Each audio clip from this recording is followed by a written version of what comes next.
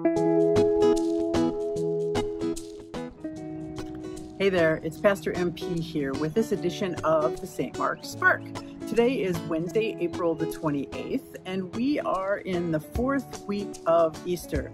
We find ourselves today in the book of Mark, chapter 14, and we're going to read through verses 26 to 31. So hear now the word of the Lord.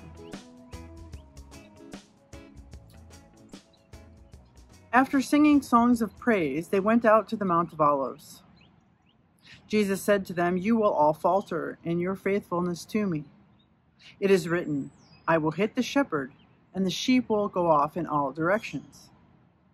But after I am raised, I will go before you to Galilee." Peter said to him, "Even if everyone else stumbles, I will not." But Jesus said to him, "I assure you that on this very night, before the rooster crows twice, you will deny me 3 times. But Peter insisted, "If I must die alongside you, I will not deny you." And they all said the same thing. This is the word of the Lord. Thanks be to God. You know what struck me in this passage today was well-laid plans, right? So Peter planned to be with Jesus to the very end.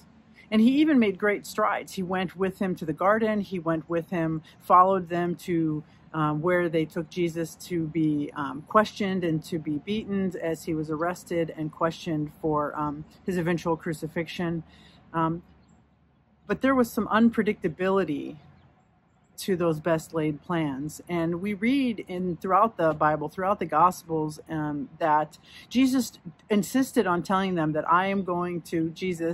Jesus said, "I am going to die. I am going to fall. I am going to go away, and you cannot go with me, and I will be raised again." And he didn't mean that he was going to go away on a trip. He knew what was coming, and yet the disciples didn't quite ever comprehend it until it actually happened. And so as Peter's saying, "Lord, I will go with you to the end," I believe that he was 100% sincere, that he had laid out the best plans and said, no matter what, I'm going to make sure that I am with him through all of it, and that I will never deny him, that I will be there always. I will be his friend and his defender. And yet when it came to it, Jesus said, "No, even with your best laid plans, Peter, this is still going to happen." And then it did. And Peter denied Christ 3 times, and the cock crowed twice, and then Peter realized what had happened. Oftentimes, things don't go the way that we plan. Yesterday, my day didn't go as I planned.